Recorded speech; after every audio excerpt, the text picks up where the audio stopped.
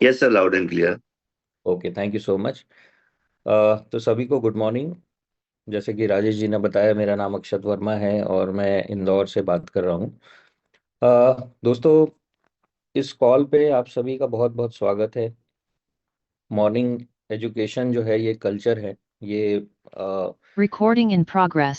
ज़बरदस्त कल्चर है, क्योंकि जब हम सुबह उठते हैं उस समय हमारा माइंड एक रिसीविंग मोड में होता है, और इस समय अगर हम एक अच्छा एजुकेशन लेते हैं, या कह लो आप ब्रेन फूड अगर हमको अच्छा मिलता है, तो हमारे लिए बहुत इम्पोर्टेंट होता है हमारी ग्रोथ के लिए।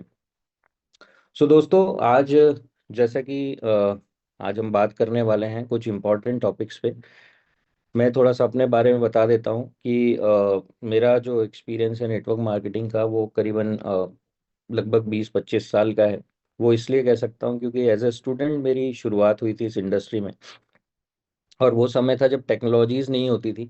मतलब एक कहते हैं ना, मैनुअल जैसा सिस्टम चला करता था उस समय। इस बिजनेस के अंदर एंट्री हुई थी मेरे पेरेंट्स के through.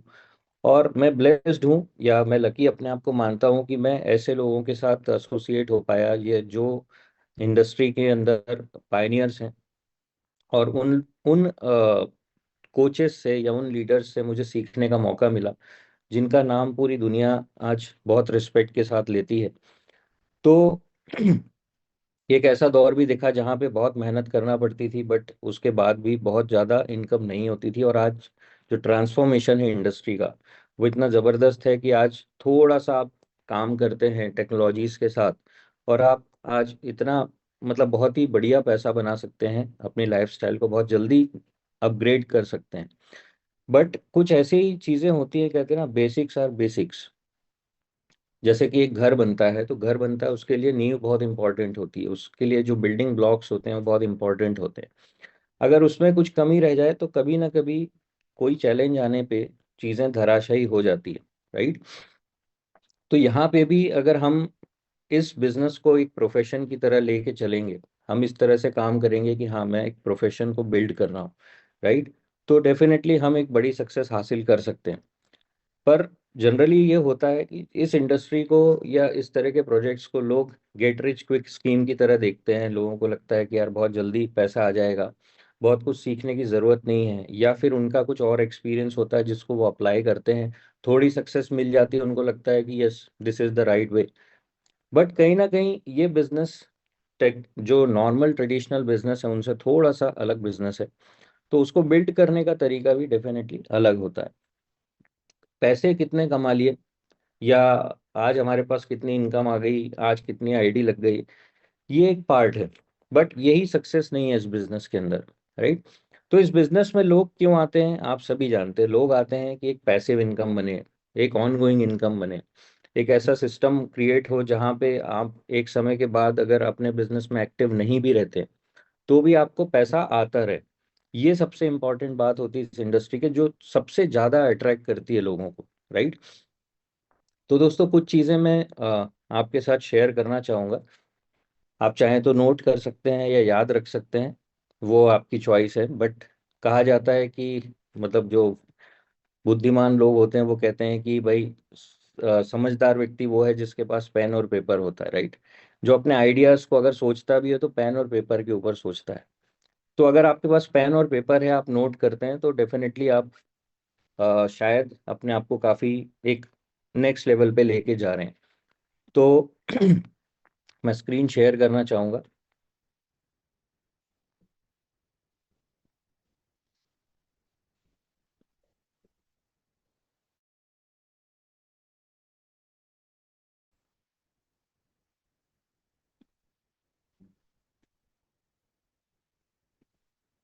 Okay, so Rajesh ji, screen share हो रही है क्या? Yes sir. Yes sir, visual है। Thank you. I think full screen नहीं है, नो प्रॉब्लम। ओके, सो दोस्तों, हम बिल्डिंग ब्लॉक्स पे बात करने वाले हैं। जैसा कि मैंने कहा, ये ट्रेडिशनल बिजनेस से हट के एक बिजनेस है। तो हम आइए देखते हैं थोड़ा सा इस बिजनेस का बैकग्राउंड क्या रहा है, राइट। सबसे पहले आपने देखा होगा कि मतलब लोग बात करते हैं फ्रेंचाइज मॉडल के बारे में, बट एक्चुअल में फ्रेंचाइज मॉडल की पावर क्या है। फ्रेंचाइज मॉडल की पावर जो होती है वो होती है डुप्लीकेशन, है ना। जैसे हम ऑलमोस्ट सभी ने खाया होगा मैकडोनल्ड्स में जाके कभी ना कभी। तो मैकडोनल्ड्स काम कैसे करता है ये देखते हैं हम। मैकडोनल्ड एक ऐसा रेस्टोरेंट है जो मतलब फास्ट फूड बनाता है, हैमबर्गर, फ्रेंच फ्राइज बनाता है। सॉरी। और दुनिया में सबसे ज्यादा बर्गर्स बेचने वाला ब्रांड है मैकडोनल्ड्स। सॉरी।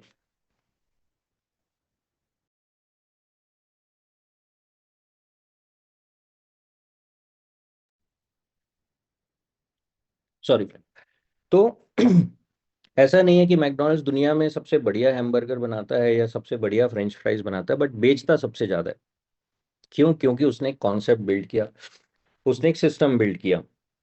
यहाँ पे क्या होता है, फ्रेंचाइज मॉडल क्या होता है कि आप एक मेन ब्रांड को डुप्लीकेट करते हैं।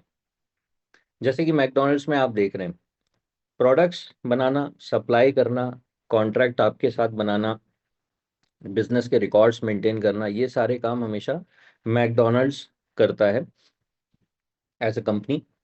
और वो फ्रेंचाइजी जब बांटता है तो मेक श्योर किया जाता है कि जितने भी आउटलेट्स खुल रहे हैं वो सारे ओनरशिप बेस्ड ही आउटलेट्स होते हैं, यानी कि जो व्यक्ति आउटलेट ले रहा है वो मालिक होता है और वो उसी तरह से रन करता है जैसे उसका खुद का बिजनेस हो। बट कहीं ना कहीं वो डुप्लीकेट कर रहा होता है मैकडोनल्ड्स को, राइट। तो मैकडोनल्ड्स को जब वो डुप्लीकेट करता है तो ये मेक श्योर कैसे किया जाए कि वो बिल्कुल सेम टू सेम कॉपी हो। उसके लिए एक हैमबर्गर यूनिवर्सिटी उन्होंने बनाई, जहाँ पे एक सपोर्ट सिस्टम होता है, एक एजुकेशन सिस्टम होता है, आपको ट्रेनिंग दी जाती है कैसे आप बिल्कुल 100% उस सिस्टम को कॉपी करें। उसको आपको बहुत अच्छे से सिखाया जाता है, हैंड होल्डिंग होती है, और सारी चीज़ें वहाँ से आपको, मतलब ये दोनों चीज़ों का जो कॉम्बिनेशन है आपके साथ काम करता है। अब इसमें अगर अपन देखते हैं कि कौन पैसे कमाता है ना। एक है ओनर, एक है वो व्यक्ति जो फ्रेंचाइज लेके बैठा हुआ है।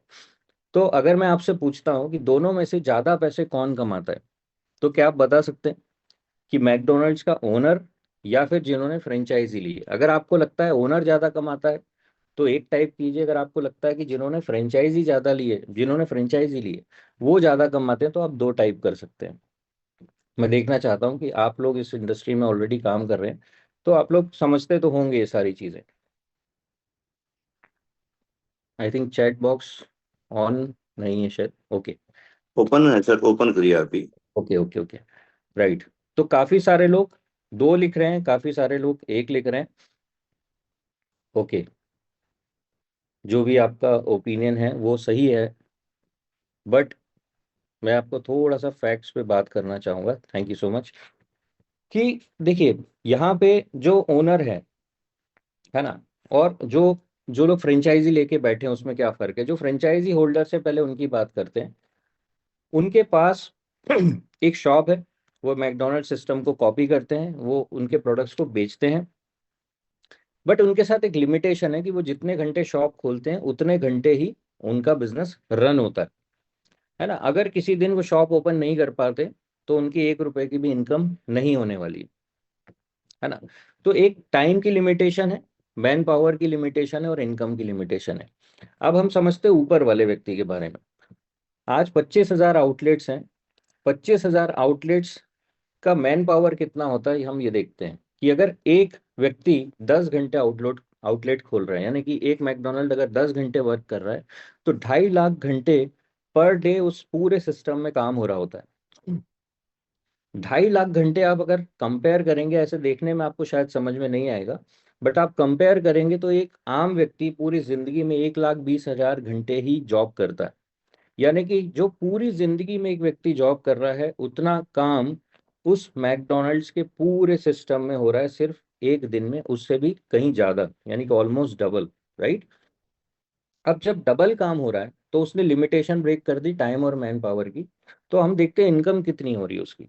25,000 आउटलेट्स, अगर एक आउटलेट 1,000 रुपए की फ्रेंचाइजी फीस दे रहा है उसको, मतलब जो भी परसेंटेज पर डे का उनका फिक्स होता है, तो अगर 1,000 रुपए रोज वो दे रहा है ऊपर, यानी कि लगभग 2.5 करोड़ रुपए पर डे की इनकम जा रही है किसको?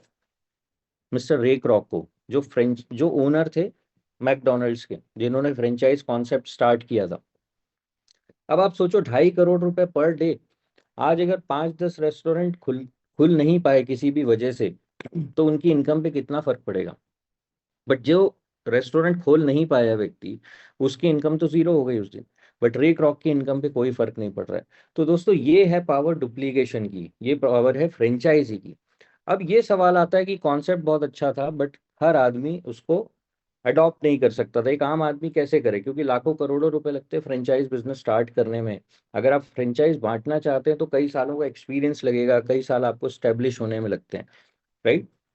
तो ये एक आम आदमी तक कैसे पहुंचे, तो यहाँ पे एक फ्रेंचाइज मॉडल को थोड़ा सा मॉडिफाई करके प्राइवेट फ्रेंचाइज में कन्वर्ट किया गया, जहाँ पे एक ऐसा सिस्टम बनाया गया कि एक व्यक्ति है जो फ्रेंचाइजी ले रहा है, वो व्यक्ति फ्रेंचाइजी दे भी सकता है और जितने चाहे उतने फ्रेंचाइजी बांट सकता है, और उसके फ्रेंचाइजीज भी आगे फ्रेंचाइज बांट सकते हैं। और ये कॉन्सेप्ट इतना जबरदस्त था कि इसने नॉर्मल लोगों को जीरो से हीरो बना दिया, राइट। और लोगों की लाइफ जबरदस्त चेंज हुई। एक आम व्यक्ति जो कभी सोच नहीं सकता था कि वो अपने लाइफ में कुछ बड़ा कर सकता है, उसको एक ऐसी अपॉर्चुनिटी दे दी कि जिससे वो अपनी जिंदगी को बदल सकता, और एक हिस्ट्री क्रिएट हो गई। तो यहाँ पे आप देखते हैं, अगर हम मिस्टर मिंट की बात करते हैं, तो हम किस तरह से फ्रेंचाइजी के अंदर हैं। हम अपना खुद का एक फ्रेंचाइज नेटवर्क बना रहे हैं। मिस्टर मिंट एक कंपनी है जो हमको प्रोजेक्ट्स दे रही है, जैसे मैकडोनल्ड प्रोडक्ट्स देता है, राइट। अलग अलग प्रोजेक्ट्स हमारे लिए डिजाइन कर रही है। दूसरा, हमारे जो भी बिजनेस के अकाउंट्स हैं वो मेंटेन हो रहे हैं, रिकॉर्ड्स हमारे मेंटेन हो रहे हैं। हमको टेंशन नहीं है कि रोज बैठ के देखना है कितना बिजनेस हुआ, उसको एक पेपर पे नोट करने की जरूरत नहीं है। रिवॉर्ड्स क्या आएगा, इनकम आई क्या आएगी, उसका भी हमको टेंशन लेने की जरूरत नहीं है, वो सब काम ऑटोमेटेड, राइट। राइट साइड हम देखते हैं कि एक एजुकेशन सिस्टम, आपके अपलाइन का, कंपनी का, मेंटर्स का, ये एजुकेशन सिस्टम आपको सपोर्ट देता है। आपको कैसे आगे बढ़ना है उसकी हैंड होल्डिंग मिलती है, समय समय पे आप काउंसलिंग लेते हैं और आप चीज़ों को आगे बढ़ाते हैं। फिर वही काम आप नीचे भी सिखाते हैं लोगों को, और इस तरह से ये बिजनेस स्ट्रांग बनता चला जाता है। पर अब सवाल ये आता है कि क्या हम उस फ्रेंचाइजी कॉन्सेप्ट के माइंडसेट से काम कर रहे हैं या नहीं कर रहे हैं। कहीं ना कहीं ऐसा तो नहीं कि हम कस्टमर माइंडसेट से काम कर रहे हैं और बिजनेस भी करना चाहते हैं। ऐसा तो नहीं कि हम इसको एक स्कीम की तरह ले रहे हैं कि चलो चला तो चांद तक, नहीं तो शाम तक, है ना। तो दोस्तों ये समझने वाली बात है कि एक सीरियस बिजनेस है, और इसमें अगर ग्रो करना है तो इसमें पैसे कौन बनाएगा? पैसे वो व्यक्ति बनाता है जो होता है लीडर। क्योंकि फ्रेंचाइज कॉन्सेप्ट में यहाँ पे ओनरशिप जिसकी होती है, मतलब टॉप फ्रेंचाइजी यानी कि मेन ओनर, वो सबसे बड़ा पैसा बनाता है, हमने देखा। और यहाँ पे हम भी वो पैसा बना सकते हैं, बशर्ते हम एक लीडर बने। क्योंकि पूरे इंटायर इस इंडस्ट्री में अगर आप देखेंगे तो थोड़े बहुत पैसे सभी बना लेते हैं, बट बड़ा पैसा, फाइनेंशियल फ्रीडम, ये सारी चीजें उसी व्यक्ति के पास आती है जो एक लीडर होता है। और लीडर कौन होता है? जिसको जो अपने फॉलोअर्स क्रिएट करता है, जो जो चीजें लोगों को सिखाता है, उनको इंडिपेंडेंट बनाता है, उनको आगे लेके जाता है। तो नेटवर्क मार्केटिंग के बारे में कहा जाता है, without duplication this business is like a job.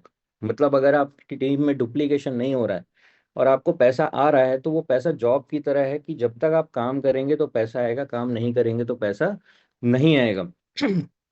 तो बड़ा सवाल ये है कि क्या आप खुद सिस्टम फॉलो कर रहे हैं या नहीं कर रहे हैं। क्योंकि हम सब चाहते हैं कि हमारी टीम बिल्कुल मैकडोनल्ड्स की तरह सिस्टम फॉलो करे, बिल्कुल कॉपी पेस्ट करे।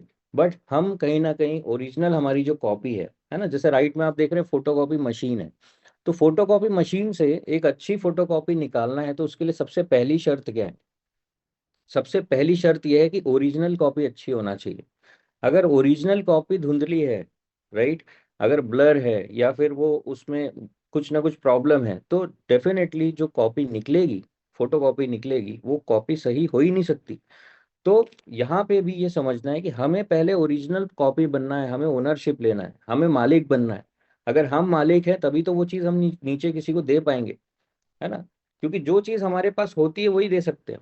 अगर गलत एजुकेशन है तो गलत एजुकेशन देंगे, सही चीज़ है तो सही चीज़ दे पाएंगे। तो ये बहुत इंपॉर्टेंट चीज़ है समझने के लिए कि सिस्टम को हम सबसे पहले सही तरीके से समझें। अब यहाँ पे हम बात करेंगे, क्योंकि टॉपिक बहुत लंबा हो सकता है, बट हम थोड़ा थोड़ा शॉर्ट में चीज़ों को लेके आगे बढ़ते हैं कि सक्सेस अगर आपको इस इंडस्ट्री में पाना है, तो यहाँ पे जैसे आप एक ट्रेडिशनल बिजनेस पे काम करते फोकस्ड होके, उस तरीके से फोकस्ड वर्किंग आपको करनी पड़ेगी। उसके लिए इंपॉर्टेंट है, पहले आप टाइम स्लॉट्स बनाइए। कुछ टाइम पूरे दिन आप डिफाइन कीजिए कि किस समय आप इस बिजनेस को लेके क्या करने वाले हैं। कितना आप एजुकेशन लेंगे, कितना आप ट्रेनिंग लेंगे, राइट, कितना आप अपनी टीम को सिखाएंगे, और खुद कितना काम करेंगे। ये सारी चीज़ों के आपको टाइम स्लॉट्स बना के काम करने की ज़रूरत है। एक वर्क स्टेशन आपके घर में होना चाहिए, क्योंकि हम जो काम कर रहे हैं एक हाइब्रिड सिस्टम पे काम कर रहे हैं। बहुत सारे लोग ऑफलाइन करना पसंद करते हैं, बहुत सारे लोग ऑनलाइन करना पसंद करते हैं, पर ये जो काम है ये हाइब्रिड काम है, राइट। मैं आपको एक चीज क्लियर करना चाहूंगा, हम नेटवर्क मार्केटिंग इंडस्ट्री की बात क्यों कर रहे हैं, क्योंकि वही एक दुनिया में सबसे पावरफुल कम्युनिटी बिल्डिंग सिस्टम है, राइट। ऑल्दो हम जो पैटर्न पे काम कर रहे हैं, हम इस सिस्टम में ये नहीं कहते कि हम एक टिपिकल नेटवर्क मार्केटिंग कंपनी है, हम कम्युनिटी बिल्डिंग पे काम कर रहे हैं। बट कहते हैं ना, प्रिंसिपल एक जैसे होते हैं, राइट। जैसे अगर एक एप्पल यहाँ पे गिरा पेड़ से तो वो नीचे जाएगा, या एक मैं पेन ऊपर से छोड़ूं तो नीचे जाएगा, तो वही यूएस में होगा, वही ऑस्ट्रेलिया में होगा, राइट। तो वैसे ही है कि अगर कम्युनिटी बिल्डिंग आप कहीं कर रहे हैं तो प्रिंसिपल्स हमेशा एक जैसे होते हैं। तो आपको ये समझना होगा कि हमें फोकस्ड वर्किंग पे काम करना है। आप ये देखिए, क्या आप वाकई में उस तरीके से काम कर रहे हैं कि नहीं, ऑर्गेनाइज्ड होके, एक फ्रेंचाइजी की तरह, एक ओनर की तरह। अगर नहीं कर रहे हैं तो बहुत ज़रूरी है कि आप तुरंत शुरू कीजिए, क्योंकि दोस्तों अगर आप गलत तरीके से काम कर रहे हैं तो वो डुप्लीकेशन भी गलत होगा, और एक बार गलत डुप्लीकेशन हो गया तो उसको आप सुधार नहीं पाएंगे, क्योंकि अनलर्न कराना बहुत मुश्किल होता है, राइट। अब यहाँ पे जो सबसे पहली चीज आती है वो होती है गोल्स। कोई भी ऑर्गेनाइजेशन, अब मैं यहाँ पे आपको जो भी चीजें बता रहा हूँ ना, आप अपने आप को एक कंपनी की तरह देखिए, ठीक है, एक ओनर की तरह देखिए। अगर एक कंपनी है जिसका कोई गोल ही नहीं है, जिसको कहीं मतलब उसने डिसाइड ही नहीं किया कि वो क्यों उसने कंपनी स्टार्ट की, वो कहाँ जाना चाहता है, तो क्या ऐसी कंपनी के साथ आप काम करना चाहेंगे? क्या आप ऐसे शिप पे सवार होना चाहेंगे जिसका कोई डायरेक्शन ही नहीं, राइट? तो आपको कॉमन सेंस है कि हम नहीं करेंगे। तो जब आप इस बिजनेस के अंदर आते हैं और आपका कोई गोल ही नहीं है, आपने कोई ड्रीम ही नहीं देखा, आपका कोई फ्यूचर प्लान ही नहीं है इस कॉन्सेप्ट को लेके, है ना, आप ऐसे ही आ गए और सोच रहे हैं कि ठीक है चल गया तो चल गया, तो सोचिए कि आप, क्या आपके उस शिप के ऊपर लोग बैठना पसंद करेंगे? क्या आपके साथ टीम में लोग आएंगे? और आएंगे भी तो वैसे ही लोग आएंगे जैसा आपका माइंड सेट है, ठीक है। कोई 10 कॉन्सेप्ट कर रहा है, कोई यहाँ कुछ कर रहा है, कोई वहाँ कुछ कर रहा है, राइट। तो ये सब चीजें अगर आप चाहते ना हो तो सबसे पहले अपने गोल्स को क्लियर कीजिए। सबसे पहले आज बैठिए और ये लिखिए कि क्यों आप इस बिजनेस के अंदर आए। अब ये सोचने में एक बहुत सतही चीज लगती है कि ठीक है बैठ गए, पेपर लेके लिख लिया, बट दोस्तों ये बहुत डीप चीज है जिसके बारे में आपसे बात कर रहा हूँ। आपको पूरी जिंदगी अगर अच्छी बिताना है तो क्या आप उसके लिए एक पूरा दिन निकाल सकते हैं? कम से कम एक दिन बैठिए और ये लिखिए कि आप क्या चाहते हैं, व्हाट डू यू वांट। लिखते जाइए, पेपर पे लिखते जाइए, मुझे ये चाहिए, मुझे घड़ी चाहिए, मुझे बाइक चाहिए, मुझे कार चाहिए, मुझे अच्छी लाइफस्टाइल चाहिए, मुझे पीस ऑफ माइंड चाहिए, मुझे ट्रैवल अराउंड द वर्ल्ड चाहिए। जो भी चाहिए आप एक पेपर पे लिखो और फिर उसके बारे में सोचो कि व्हाई डू यू वांट, ये क्यों चाहिए। मतलब ऐसा तो नहीं कि किसी ने कार खरीदी तो मैंने भी लिख दिया कि चलो मुझे भी कार चाहिए, किसी ने बोला बाइक मेरे पास होना चाहिए तो आपने भी लिख दिया, कोई स्विट्जरलैंड घूमने गया तो मुझे भी लगता है कि चलो ठीक है अपन भी घुमाए, अब फोटो अच्छी आएगी डालेंगे तो एक स्टेटस बनेगा। तो अगर ये सब चीजें आपके दिमाग में, तो वो अब कभी भी आपको मोटिवेट या ड्राइव नहीं करने वाली, राइट। तो सोचिए कि क्यों आप चाहते हैं वो, व्हाई डू यू वांट।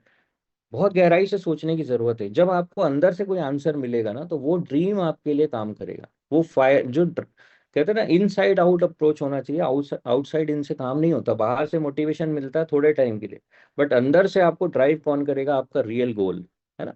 फिर कब चाहते हो, ऐसा तो नहीं कि आज से 20 साल 30 साल बाद वो चीज मिलेगी तो क्या उसकी वैल्यू रहेगी आपकी लाइफ में? कई ऐसी चीजें होती हैं जो समय निकलने के बाद आप करते हैं तो उसकी वैल्यू खत्म हो जाती है। जैसे मेरा एग्जांपल दूं, मेरे पेरेंट्स जल्दी चले गए, बट मैं इस इंडस्ट्री में था, मेरे बड़े सपने थे कि उनके लिए कुछ करूंगा। बट वो चले गए और उनके जाने के बाद लाइफ में बहुत बड़ी सक्सेस हासिल हुई, है ना। तो बड़ी सक्सेस हासिल हुई पर मेरे पास दिखाने के लिए वो लोग नहीं थे जिनके लिए मैं करना चाहता था। तो कुछ चीजें हैं जो समय पे हो तो ही अच्छी होती है, तो ये लिखना बहुत इंपॉर्टेंट है। अगले 90 दिन में आप क्या करेंगे, 180 दिन में क्या करेंगे, एक साल में क्या आप पाना चाहते हैं, वो अपने मेंटर के साथ बैठ के और एक काउंसलिंग सेशन के साथ प्रॉपर लिख के ले जाएं पहले तो पेपर पे, फिर उनके साथ बैठ के एक प्लानिंग कीजिए। जब आप ये करते हैं ना, ये प्रोसेस है एक, हर प्रोसेस जो करते हैं आप उसमें शॉर्टकट ढूंढने की जरूरत नहीं है। जब आप उस, क्योंकि देखिए जैसे हमारा माइंड होता है ना, वो हर चीज को नोट करता है, वो देखता है अगर कोई प्रोसेस हो रही है तो उसमें आपको सपोर्ट करता है, राइट। शुरू में आपको प्रोटेक्ट करने की कोशिश करेगा, क्योंकि माइंड इसलिए बना है हमारा कि वो एनर्जी सेव करना चाहता है हमारी बॉडी की, राइट। क्योंकि जब एक जमाने में जब हम पाषाण युग में थे, तो हमें सबसे इम्पोर्टेंट चीज होती थी सुरक्षा, अपनी एनर्जी को बचाना है ताकि कोई जानवर आ जाए तो उससे बचना है, राइट। तो ये जो माइंडसेट है आज भी हमारे अंदर है, वो हमको कंफर्ट जोन में रखना चाहता है। बट अगर वो देखता है कि आप एक प्रोसेस में लगे हुए हैं तो वो फिर आपको सपोर्ट करता है। तो शॉर्टकट से जब आप पहुंचते हैं तो वो प्रोसेस पूरा नहीं होता है, राइट। तो यहाँ पे प्रोसेस करने के लिए आप पूरा दिन निकालिए, सॉरी, है ना, एटलीस्ट पूरा एक दिन निकालिए, उसमें आपके गोल्स लिखिए, एक टाइम टेबल बनाइए वर्किंग का। टाइम टेबल बनाने का क्या फायदा है कि आप अगर गलत डायरेक्शन में जा रहे हैं तो आप अपने आप को चेक कर सकते हैं कि आप सही काम कर रहे हैं कि नहीं, टाइम स्लॉट के बाहर तो नहीं जा रहे।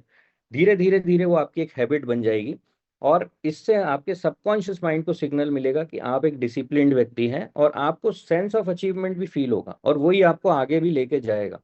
अभी जो हमें दिन में डिप्रेशन हो जाता है या कई बार हमें समझ में नहीं आता कि क्या करना चाहिए, टाइम खराब हो गया, वो इसलिए क्योंकि हमने प्लानिंग नहीं की है। अभी हमारा आरटीपी हुआ, उसमें भी शशीश जी ने बताया, अगर आपको टाइम वेस्ट भी करना है और आपको अगर लिखना है कि मतलब टीवी देखना है, रील्स देखना है, वो भी पेपर पे लिख के करो कि हाँ मेरा प्लान फॉर द डे में है कि आज मैं टाइम बर्बाद करूंगा तो टाइम बर्बाद करूंगा, राइट। तो ये सारी चीजें आप जो पेपर पे करेंगे तो आपके लिए वो ब्रेन को एक प्रॉपर सिग्नल जाएगा, एक रोड मैप आपका तैयार हो रहा है ऑटोमेटिकली। तो सोने के पहले जब आप रिव्यू करेंगे, डेली रिव्यू बहुत इंपॉर्टेंट है, तो आपको समझ में आएगा कि कहाँ मिस्टेक हो रही है ना, और वो एनालिसिस ऑटोमेटिक होगा। आपको उस समय किसी अपलाइन की जरूरत भी नहीं है, किसी से पूछने की जरूरत नहीं, आप खुद समझ सकते हैं कि आप अपने गोल्स की तरफ एक्चुअली जा रहे हैं या नहीं जा रहे, राइट। सो क्या स्टेप करना है हमें वो भी हम देख लेते हैं।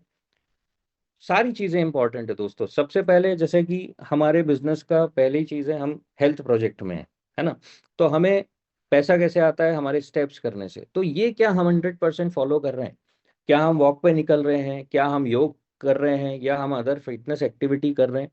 पहले मैं भी जब इस बिजनेस में आया तो मैंने देखा कि जिस तरह से भाई बहुत सारे हमारे आइडियाज होते हैं, कई बार अलग अलग पॉसिबल नहीं होता, तो क्या किया जाए, तो धीरे धीरे एक लेजीनेस आ जाती है और फिर हम शॉर्टकट ढूंढ के उसको हाथ से मूवमेंट करके या कुछ भी करके कंप्लीट करने की कोशिश करते हैं।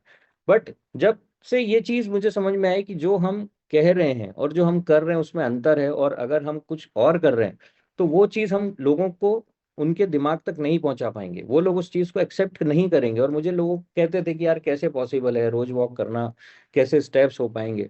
तो मैंने खुद वो चीज़ करना शुरू की, मैंने स्विमिंग ज्वाइन किया, मैंने जल्दी उठना शुरू किया, मतलब बहुत सारी हेल्थ एक्टिविटीज करना चालू किया।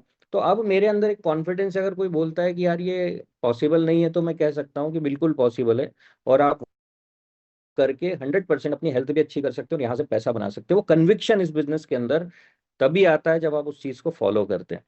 तो आप एक्टिविटीज कीजिए और अपने ग्रुप में शेयर कीजिए, अपने अपलाइन को फोटो भेजिए, अपने ग्रुप में भेजिए, डाउनलाइंस को भेजिए, ताकि कि आज मेरा वॉक कंप्लीट हो गया, ताकि आप अपने आप से भी ईमानदार रहें और टीम में भी वो कमिटमेंट पैदा हो।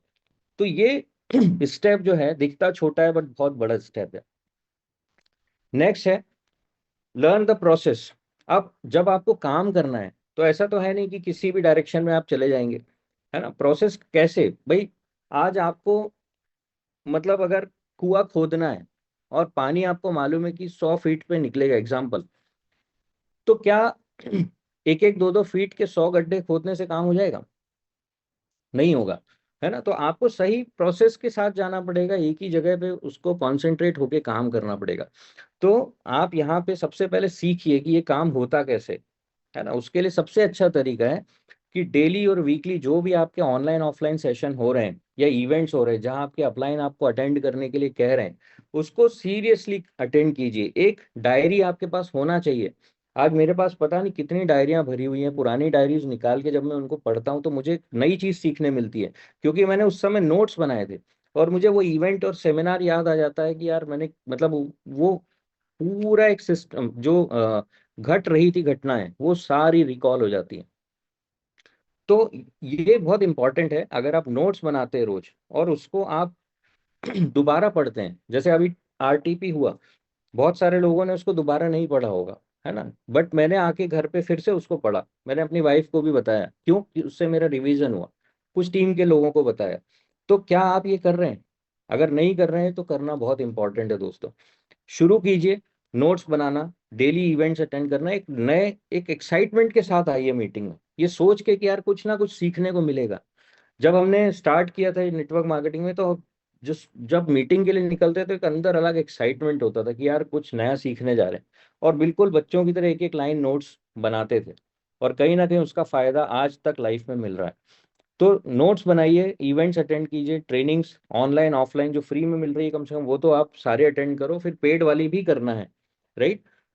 उसके बाद ऑडियो वीडियो आपको मिलेंगे बहुत सारे, जैसे कि कई रिकॉर्डेड सेशंस भी हैं बेसिक्स के, कुछ एजुकेशनल वीडियोस हैं, कुछ और सेशंस मिलेंगे जो आपके अपलाइन रिकमेंड कर रहे हैं। मैं किसी सेशन का या किसी ट्रेनिंग का नाम नहीं ले रहा हूँ, बट मॉर्निंग कॉल्स हो रहे हैं, उसकी रिकॉर्डिंग्स भी हैं।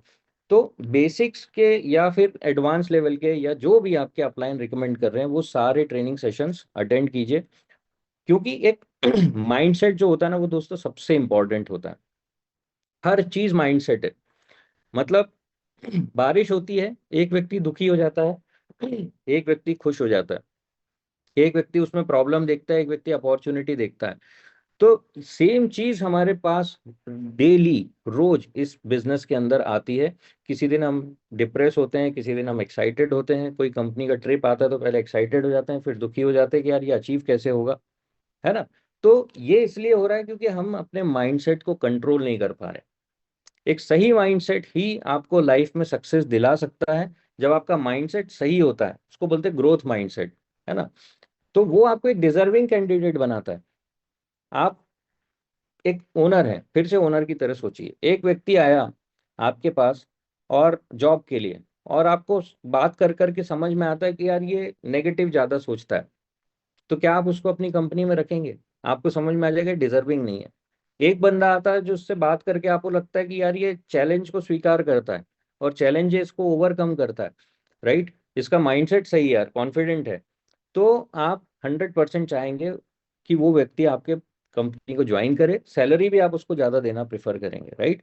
तो ये ग्रोथ माइंडसेट क्या होता है कि जहां पे आपके सामने चैलेंजेस आते हैं तब भी आप ग्रोथ के बारे में सोचते हैं। आज जो बड़े बड़े लीडर्स हैं हमारे साथ, या जो लोग भी आज इस सिस्टम में बहुत अभी भी एक्साइटेड होके काम कर रहे हैं, या फिर पेशेंसफुली काम कर रहे हैं सक्सेस के लिए, फेज 3 को उनको मालूम है कि ये बहुत बड़ा बिजनेस बनेगा, वो कौन लोग हैं? जो ग्रोथ माइंडसेट के साथ आए। वो अभी भी डाउन टाइम में भी उनको मालूम था कि ग्रोथ तो होगी, उसको भी उन्होंने अपॉर्चुनिटी की तरह लिया।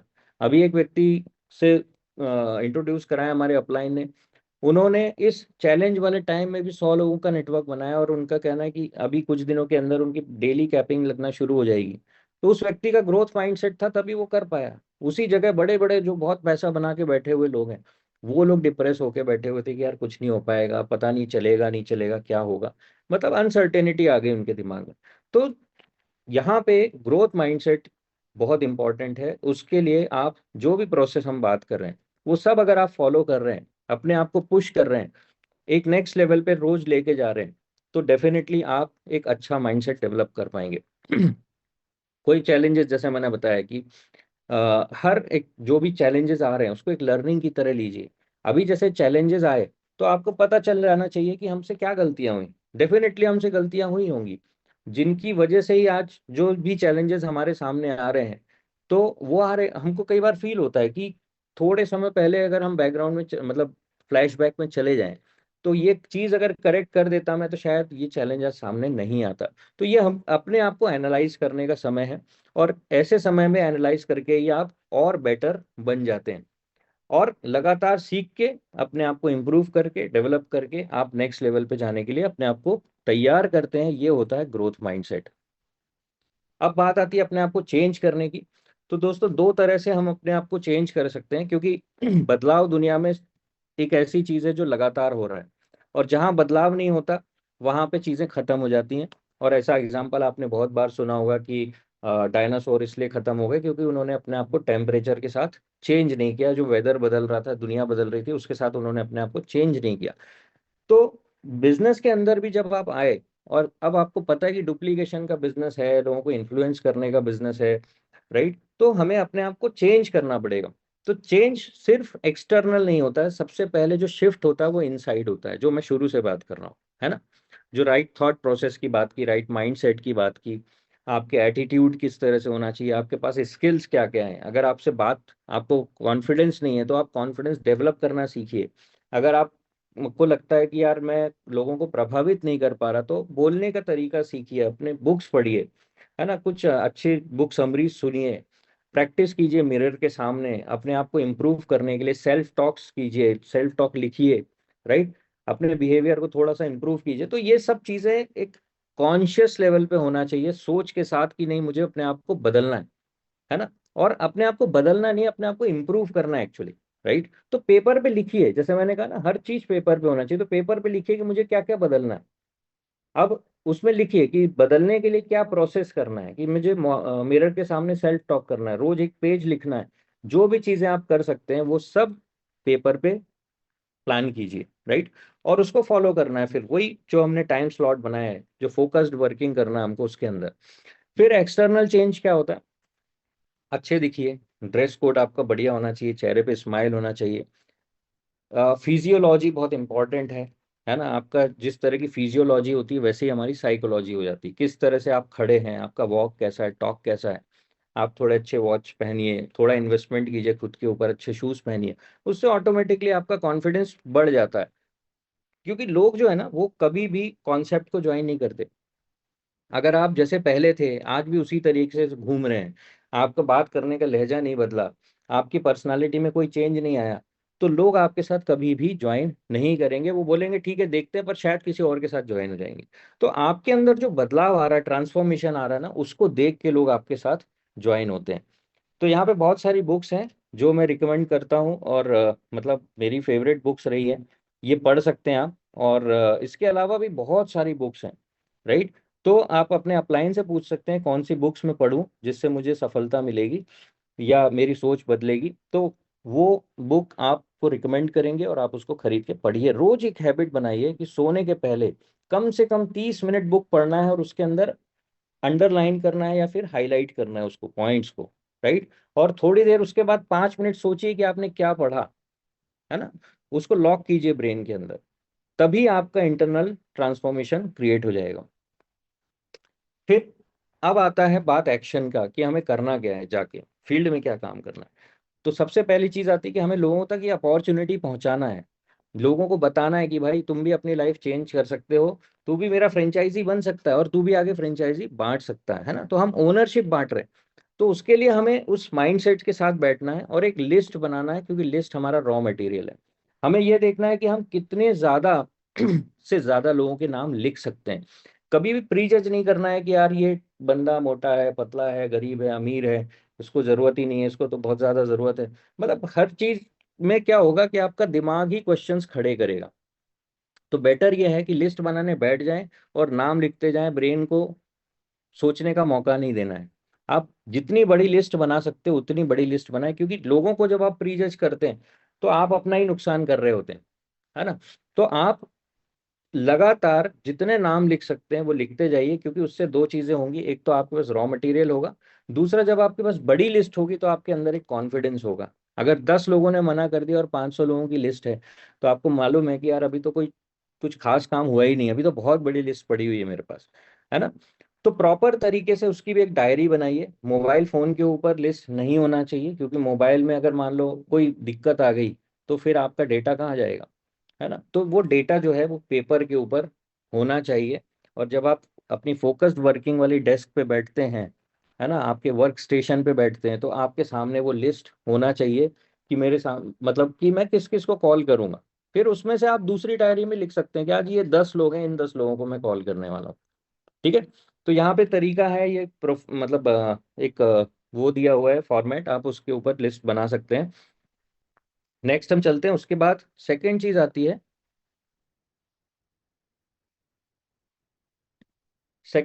है, शो द अपॉर्चुनिटी। तो अपॉर्चुनिटी दिखाने के लिए हमें सबसे इंपॉर्टेंट चीज होती है कि पहले हम सीखें कि इनवाइट कैसे करना है लोगों को। अब यहाँ पे फिर से अगेन वही बात आती है कि हमें प्रोफेशनलिज्म सीखना है। एक कंपनी का ओनर है, अगर वो अपने साथ कुछ पार्टनर्स को ज्वाइन कराना चाहता है, वो चाहता है उसको कुछ पार्टनरशिप ऑफर कर रहा है, तो किस माइंडसेट से करेगा, किस तरीके से करेगा। अगेन आप सोचिए कि आप क्या उस माइंडसेट से बात कर रहे हैं लोगों से। कहीं ऐसा तो नहीं कि आप पान की दुकान पे खड़े होकर लोगों को प्लान दिखा रहे हैं, या राह चलते बाइक पे बैठ के प्लान दिखा रहे हैं। दोस्तों, जिस तरीके से आप उसके साथ डिस्कस कर रहे हैं ना, वो भी एक उसके सबकॉन्शियस माइंड में सिग्नल दे रहा है कि कितना इंपॉर्टेंट चीज है ये जो डिस्कस की जा रही है। तो उसके लिए सीखिए कि कैसे इनवाइट करना है। उसके लिए इनविटेशन कॉल्स होते हैं हमारे, और आपने अटेंड किए होंगे। यहाँ पे मैं उसके ऊपर ज़्यादा नहीं जाऊँगा। तो ये डिटेल्ड पीपीटी भी है इसकी, जो मेरे ख्याल से आप लोग काफ़ी समय से अटेंड कर ही रहे होंगे। तो इनविटेशन का तरीका सीखिए, जल्दबाजी में नहीं करना है। एक छोटा सा स्टेप्स में बता देता हूँ कि जब भी आप किसी को बात कर रहे होंगे, तो पहले इनविटेशन में थोड़ा सा हरी दिखाइए कि यार मतलब थोड़ा सा जल्दी में, पर कुछ इंपॉर्टेंट है इसलिए आपको कॉल किया था। एक कॉम्प्लीमेंट दीजिए कि यार तुम्हारा जो सोच का तरीका मेरे को बड़ा अच्छा लगता है, इसलिए मैंने सोचा तुमसे बात कर लेता हूँ। फिर आइस ब्रेकर के साथ बात करिए कि उसको आप कुछ सॉल्यूशन ऑफर कर रहे हैं, जो उसकी प्रॉब्लम है आपको अगर पता है। तो ये एक बहुत इंपॉर्टेंट पॉइंट है। अगर नहीं पता है तो थोड़े दिन उससे अगर आप फार्मिंग करते हैं, बातचीत करते हैं, तो आपको पता चल जाता है कि वो मतलब क्या उसके साथ एक चैलेंज चल रहा है लाइफ में। तो आप बोल सकते हैं या अपने ऊपर बता सकते हैं, यार अभी अभी मुझे पता चला कि यार कि किस तरह से यार ईएमआईज को मैनेज करूं, क्योंकि अभी आप देख रहे हो यार इनकम में बड़ी दिक्कत आ रही है, और ईएमआई का तो लोड रहता ही है। तो एक ऐसा बहुत बढ़िया तरीका पता चला जिससे डेली इनकम बनाई जा सकती है, और अपनी ईएमआईज को आसानी से निकाला जा सकता है। तो कुछ कुछ ना कुछ एक सॉल्यूशन की तरह उससे बात कीजिए। हेल्थ को लेके आप बात कर सकते हैं। यार एक ऐसी चीज पता चली कि आज के टाइम पे तो यार अपने पास हेल्थ के लिए बिल्कुल टाइम ही नहीं रहता है, और कुछ मोटिवेशन भी नहीं बन पाता है। यार अपन सोचते रहते हैं पर कर नहीं पाते। तो मुझे अभी अभी एक ऐसी चीज पता चली कि यार उसमें अपनी हेल्थ भी अच्छी हो जाएगी, और साथ साथ अपने को एक बढ़िया जबरदस्त इनकम भी जनरेट होगी, जिससे हम अपने खर्चे निकाल सकते हैं, ईएमआईज निकाल सकते हैं। तो ये कुछ ऐसा पॉइंट है जो आइस ब्रेकर का काम करता है। फिर इनविटेशन करना है, और फिर टेक अवे आप थोड़ा सा अप्रोच बना सकते हो उसके साथ कि ठीक है यार, अगर तुझे ठीक लगे तो, क्योंकि अभी तो और भी लोगों से डिस्कशन चल रहा था मेरा, और मतलब थोड़ा सा टाइम की कमी है, बट अगर तू बोले तो हम एक बार बैठते हैं, है ना। इफ आई वुड यू, कि अगर मैं तुमको कुछ लिंक देता हूँ, क्या मीटिंग अटेंड कर पाओगे। ये बहुत इंपॉर्टेंट पॉइंट है, पूछ के ही करें। पहले से वीडियो नहीं भेज देना, बहुत सारे लोग भेजते रहते हैं वीडियो, है ना। आप लोग इस इंडस्ट्री में, आपके पास भी कॉल्स आते होंगे, और कॉल नहीं आते होंगे तो लोग वीडियोज ही भेजना शुरू कर देते हैं कि एक नया प्लान मार्केट में आया है। तो इस तरीके से हमें कभी भी नहीं करना, हमारी वैल्यू कभी भी नहीं बन पाएगी। टाइम कमिटमेंट, टाइम कंफर्मेशन के साथ हमेशा इन्विटेशन कीजिए। नेक्स्ट कॉल का शेड्यूल आपको बनाना है, जैसे ही आपने प्रेजेंटेशन किया उसके बाद नेक्स्ट कब आप बात करेंगे, कब मिलेंगे, वो भी आपको सेट कर लेना है। और फोन रख देना, बहुत लंबा डिस्कशन नहीं, ज्यादा से ज्यादा 1 डेढ़ मिनट 2 मिनट से ज्यादा का इनविटेशन नहीं होना चाहिए इन एनी केस, राइट। उसमें कई बार 30 सेकेंड रूल, 60 सेकेंड रूल्स भी होते हैं कि हमको डिसाइड करके हम कॉल करते हैं कि इससे ज्यादा हमको बात नहीं करना है, राइट। तो ये सारी चीजें हैं। अभी हम इसके बारे में बहुत डीप नहीं जा रहे हैं, क्योंकि ये एक इसके लिए सेपरेट कॉल होता है। नेक्स्ट आते हैं, शो द अपॉर्चुनिटी। अब कैसे इनवाइट करना है ये सीखा आपने। अब आपको सीखना है कि बिजनेस प्लान कैसे दिखाना है, राइट। तो जूम सेशंस होते हैं, रिकॉर्डिंग्स होती है, ऑफलाइन मीटिंग्स होती है, और 1-to-1 होते हैं। इन तरीकों से आप लोगों को बिजनेस प्रेजेंटेशन दे सकते हैं। बट बेस्ट तरीका ये होता है कि आप खुद बैठ के बंदे को दिखाएं ये बिजनेस क्या है, और उसके लिए आपका कॉन्फिडेंस आपके अंदर होना बहुत जरूरी है। और वो कहाँ से आता है? जब आप एक अच्छे लर्नर बनते हैं, अच्छे तरीके से सीखते हैं। आपके अपलाइन अगर आपके लिए प्लान दिखा रहे हैं तो आप इधर उधर ना देख के कॉन्सेंट्रेट होके देख रहे हैं कि यार वो क्या बता रहे हैं, उस समय आप ऑफर कीजिए, सर मेरी डायरी पे प्लान दिखाइए, है ना। तो इससे क्या होता है कि आप बढ़िया तरीके से दिखाना सीखते हैं, वो कॉन्फिडेंस डेवलप कीजिए और दिखाना शुरू कर दें। जिस दिन आपके हाथ में पेन और पेपर आ जाता है खुद का प्लान दिखाने के लिए, उस दिन आप मालिक हो जाते हैं, राइट। और उस दिन से आपके पेन से जो आग निकलती है ना, उससे लोग साइन अप होना शुरू हो जाते हैं। और वो कॉन्फिडेंस आपको कभी भी नहीं मिल सकता कि अगर आप लोगों को सिर्फ ऑनलाइन बुला रहे हैं या अपलाइन से मिलवा रहे हैं, आप कभी भी ओनर नहीं बन पाएंगे। और ध्यान रखिए, पैसा ओनर ही बनाता है इस इंडस्ट्री के अंदर, यानी लीडर। ओके। उसके बाद फिर फॉलो अप प्रोसेस होती है, जिसके अंदर आप ऑनलाइन 3 वे कॉल, यहाँ आप अपलाइन की हेल्प ले सकते हैं। आप उनको बोलिए कि चलिए मैं आपको एक मेरे फ्रेंड से मिलवाता हूँ। याद रखिए, एक्सपर्ट हैं, सीनियर हैं, और ये हैं, बहुत बड़ी बड़ी बातें ना करके आप बोलिए कि मैं एक ऐसे व्यक्ति से मिलाता हूँ जो काफ़ी एक्सपीरियंस्ड है ना, जो मतलब अच्छे से हैंडल करेंगे चीज़ों को, मैं भी उन्हीं से सीख रहा हूँ। तो चलो अपन बात कर लेते हैं, मेरे बहुत अच्छे फ्रेंड हैं, है ना। तो आप भी एक फ्रेंड की तरह आप मिलना उनसे। ऐसे करके कंफर्टेबल करके उसको अपने अपलाइन के साथ फोन के ऊपर 3 वे कॉल के ऊपर आप फॉलो अप करवा सकते हैं, या उनके ऑब्जेक्शंस को हैंडल करवा सकते हैं, या फिर 1 to 1 उनके साथ बैठ के भी फॉलो अप कर सकते हैं। इसके बाद आता है काउंसलिंग विथ सीनियर्स या अपलाइंस। जनरली क्या होता है कि हम एक बार काउंसलिंग कराते हैं और फिर हम लग जाते हैं, और अपलाइन भी सोचता है कि चलो बिजनेस आ रहा है तो अब क्या करना है, आईडीज तो लगी रही है, तो छोड़ो, कर रहा होगा, अच्छा ही कर रहा होगा। तो दोस्तों, यहाँ बहुत बड़ी गलती होती है कि प्रैक्टिस अगर बिगड़ जाती है। जैसे मैं स्विमिंग सीखना जब मैंने शुरू किया तो मैंने देखा कि उसमें जो पैर चलाने का तरीका है, कोच ने मुझे बता दिया। थोड़ी देर बाद, 1-2 दिन नेक्स्ट डे क्या हुआ कि मैं पैर गलत तरीके से चलाने लगा, और मैंने आधा प्रैक्टिस कर लिया। उसके बाद वो कोच आया, मैंने पूछा सही है सर? तो फिर उन्होंने बताया कि यार आप पैर गलत तरीके से चला रहे हो, है ना। तो उन्होंने सिखाया एक दिन पहले था, बट अगर मैं फॉलो अप नहीं करता तो शायद वही गलत प्रैक्टिस करता रहता।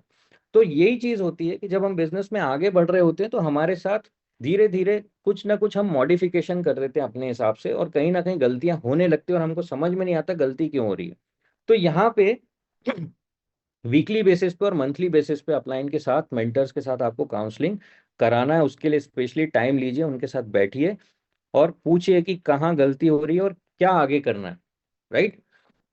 और ओपन माइंड से जाइए, ईगो के साथ नहीं जाना है। नहीं तो बहुत सारे लोग के अंदर इतना ईगो होता है कि अपलाइन भी उनको खुल के नहीं, कॉन्फिडेंस के साथ नहीं सिखा पाता चीजें, है ना। तो ईगो के साथ नहीं जाना है, आपको एक स्टूडेंट की तरह जाना है और उनके साथ बैठ के समझना। अगर वो आपकी गलती बता भी रहे ना, तो उसको एक्सेप्ट कीजिए कि हाँ हो रही है, राइट। फिर उसके बाद आता है डेली कम्युनिकेशन, अपलाइंस के साथ और डाउनलाइंस के साथ। क्या आप रोज अपनी टीम से बात कर रहे हैं? अब बात करने में भी दो चीजें होती हैं। ऐसा तो नहीं कि आप मतलब 2 घंटे बात कर रहे हैं, ये 1.5 घंटा हो गया, और पता चला आप बिजनेस के अलावा सारी चीजें डिस्कस कर रहे हैं, कभी किसी की बुराई कर रहे हैं, इसके बारे में बात कर रहे हैं, उसके बारे में बात कर रहे हैं। ये कम्युनिकेशन नहीं होता। अभी मैं कुछ लोगों को स्टडी कर रहा था कि इलॉन मस्क क्या करते हैं, या फिर और भी जो बड़े टॉप जो जितने भी सक्सेसफुल लोग हैं, ये लोग बहुत छोटी मीटिंग्स करते हैं, है ना, बहुत शॉर्ट में चीजों को खत्म करते हैं और आगे बढ़ते हैं। तो यहाँ पे भी आप अपनी टीम के साथ कनेक्ट रहिए, अपनी अपलाइन से भी बात कीजिए, शॉर्ट में कर लीजिए। डाउनलाइन से बात करना, शॉर्ट में करना, पर कम्युनिकेशन बना के रखना। मतलब कम्युनिकेशन नहीं करना और ओवर कम्युनिकेशन करना, ये दोनों गलत है। तो आप एक डिसाइड कीजिए कि आप कॉल करने के पहले कि हाँ ये टाइम हो रहा है, अभी मुझे 7 मिनट बात करना है मैक्सिमम, ये 3 मिनट बात करना है, या 2 मिनट बात करना है। ठीक है, अगर कोई आपको पता है व्यक्ति बहुत लंबी खींचता है बात, तो पहले उसको बोल दीजिए यार थोड़ा जल्दी में हूँ, ज्यादा लंबी बात नहीं कर पाएंगे अपन, ये इंपॉर्टेंट पॉइंट था, इसके लिए मैंने कॉल किया था, राइट।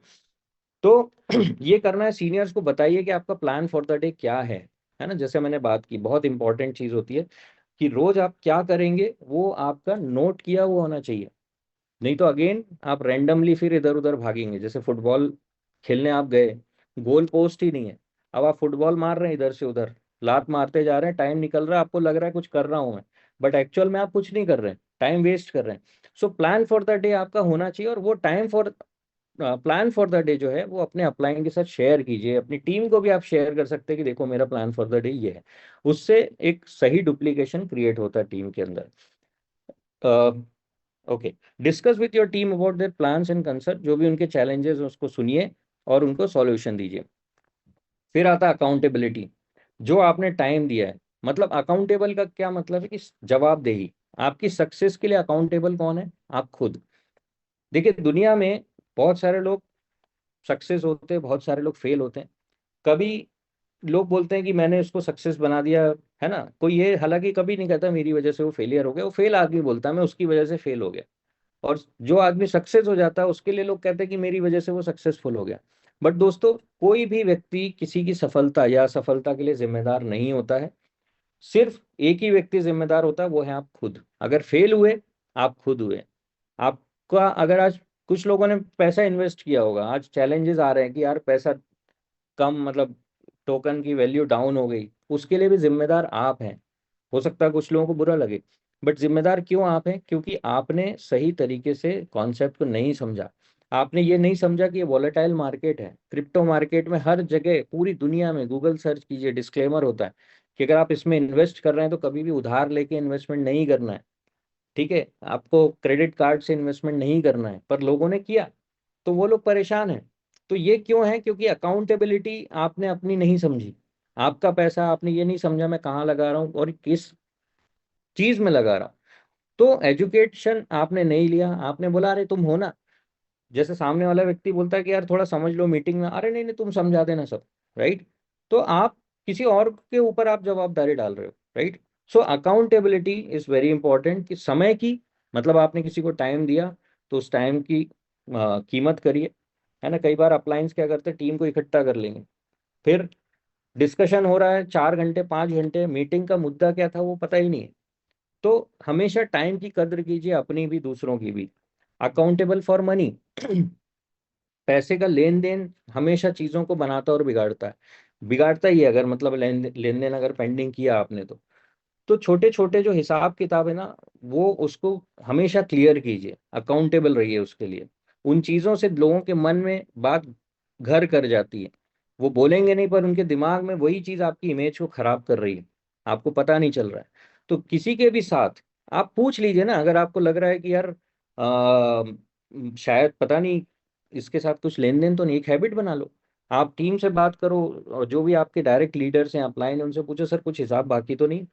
तो उससे क्या होगा कि ये जो चैलेंज है ये हमेशा खत्म हो जाएगा। और फिर उसके बाद अकाउंटेबल फॉर योर वर्ड्स, वही चीजें कहिए जो आप कर सकते हैं। अरे सर मैं तो 25 लोग बिठा दूंगा, मैं तो 50 लोग बिठा दूंगा, मैं तो 100 लोग हो जाएंगे। उसके बाद आप ही फोन नहीं उठा रहे, राइट। क्योंकि आपको पता है जो आपने कमिटमेंट किया है आप वो पूरा ही नहीं कर पा रहे हो। अगेन बात आती है कि आप किसके लिए काम कर रहे हो, आप अपलाइन के लिए काम कर रहे हो या आप खुद के लिए काम कर रहे हो, आप ओनर हो या आप एम्प्लॉई हो, राइट। तो अगर आप ओनर हो तो आप सही वर्ड्स का इस्तेमाल करोगे।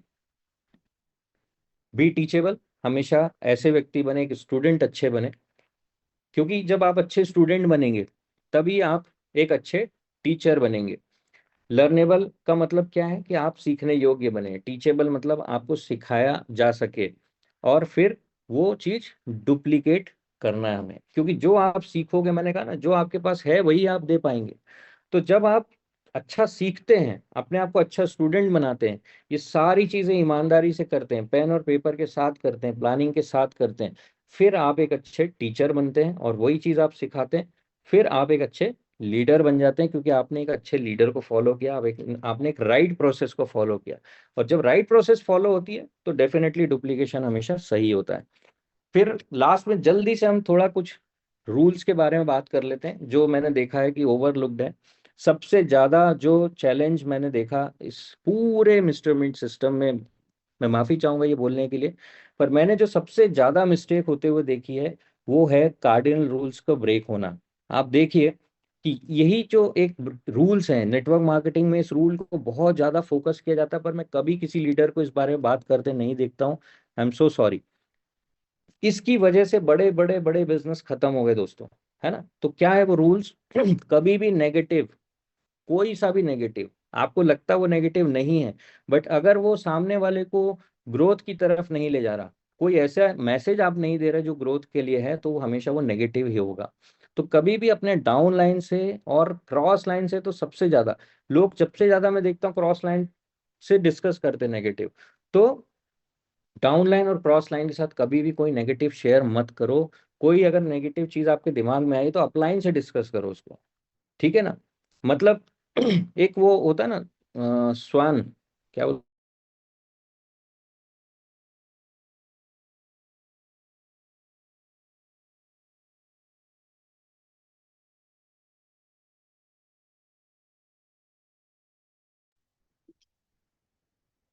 दोस्तों थोड़ा सा पेशेंस बनाए रखिए। आई थिंक अक्षय जी के यहाँ पे पावर कट हुआ है, तो वो दोबारा ज्वाइन करते हैं। तब तक के लिए थोड़ा सा पेशेंस बनाए रखिए।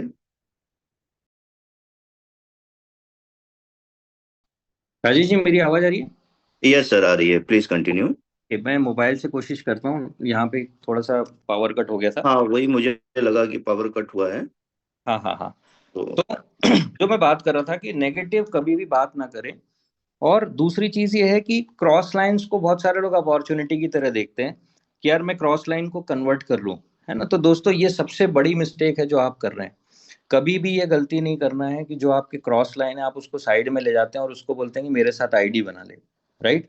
क्योंकि जो आप बोओगे दोस्तों वही काटोगे। ये प्रकृति का सिद्धांत है, और ये मैंने हमेशा देखा है इस इंडस्ट्री में कि शॉर्ट टर्म आपको फायदा दिखता है, बट लॉन्ग टर्म में आप अपना बहुत बड़ा नुकसान कर लेते हो। तो ये चीज ध्यान रखना, नेगेटिव नहीं बोलना और क्रॉस लाइन को कन्वर्ट करने की कोशिश नहीं करना। फिर उसके बाद आता है never mess up with anybody's money ego and spouse. कभी किसी के साथ पैसे का गलत लेन देन नहीं करना। किसी के ईगो को हर्ट मत करिए आप। कई बार मैंने देखा लोग मजाक में ही सही, है ना, मजाक में लोगों के ईगो को हर्ट करते हैं, टॉन्टिंग करते हैं। दोस्तों इससे बचना है, क्योंकि सबकॉन्शियस माइंड ये नहीं समझता कि आप मजाक में कोई चीज कह रहे हैं या सीरियसली कोई चीज कह रहे हैं। तो हमेशा मनी, ईगो एंड तीसरी चीज आती है स्पाउस, यानी कि हस्बैंड एंड वाइफ जो है उनके साथ क्लीन रहिए बिल्कुल। जो मतलब अगर आपके अगर आप मेल हैं तो फीमेल के साथ एक डिस्टेंस क्रिएट करके रखिए, फीमेल है तो मेल के साथ एक डिस्टेंस क्रिएट करके रखिए। क्रिटिसाइज, कंप्लेंट, कंडेम ये सब नहीं करें। हम्बल बन के रहें, पोलाइटली बात करना सीखे लोगों के साथ। और कभी भी कोई भी काम करने से पहले अपने अपलाइन को चेक कर लें कि क्या आप जो कर रहे हैं वो सही है या नहीं है ना। अपलाइन को चेक करके ही नया काम करना है आपको। ऐसा नहीं कि हर चीज पूछ के करना है, बट बीच बीच में चेक करके उनके साथ आप ये देखते रहें कि आप सही डायरेक्शन में जा रहे हैं या नहीं। राजेश जी, आवाज आ रही है ना? Yes yes sir, sir, clear loud है। And clear.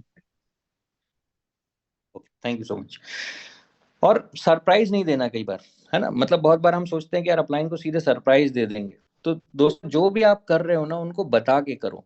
कई बार आपके सरप्राइज देने के चक्कर में हो सकता है कई बार बड़ा नुकसान हो जाता है। तो नो सरप्राइजेस। कभी भी अपलाइन के साथ कंपटीशन करने की जरूरत नहीं है आपको। बहुत सारे लोगों का कंपटीशन, वही अगेन ईगो आ जाता है कि नहीं मैं तो इनसे बड़ा करके दिखाऊंगा, है ना।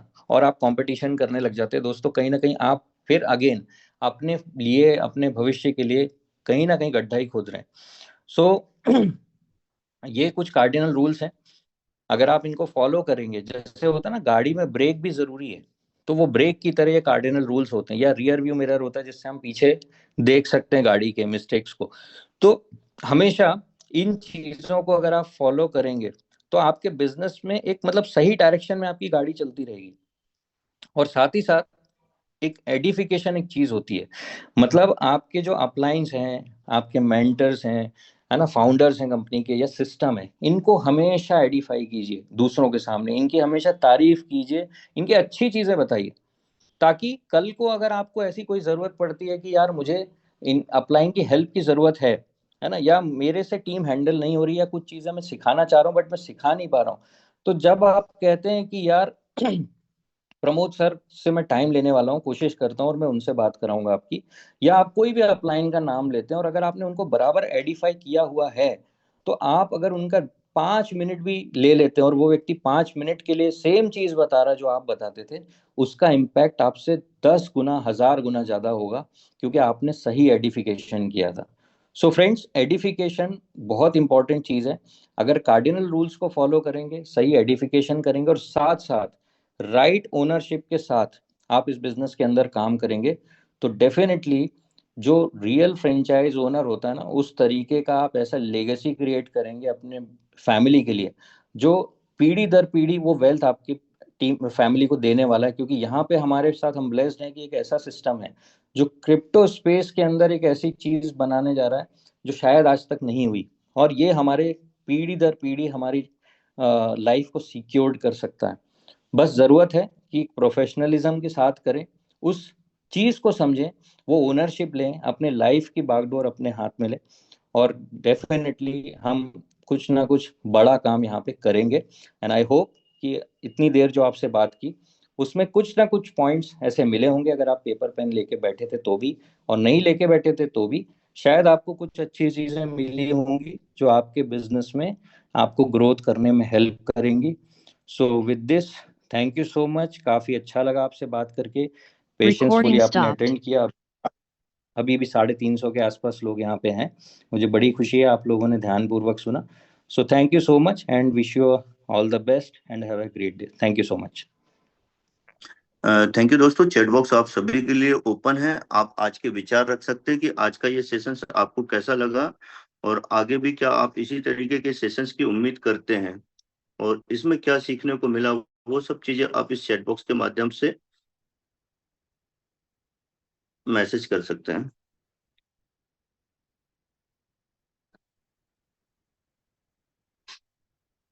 तो काफी सारे लोगों के रिप्लाई आ रहे हैं, काफी सारे लोगों ने आज की सेशंस की तारीफ की है, और उम्मीद करते हैं कि इसी तरीके के सेशन हमें आने वाले समय में भी देखने को मिलेंगे। सो थैंक यू बोलना चाहूंगा अक्षत सर कि इतना अच्छा कंटेंट आपने हम सभी के बीच में डिलीवर किया, और उम्मीद करते हैं कि लोगों ने इसको ध्यानपूर्वक सुना और नोट्स भी बनाया होगा। सो इसी के साथ हम आज के सेशंस को एंड करते हैं और मिलते हैं रात में 9 बजे अपॉर्चुनिटी कॉल पे। Thank you.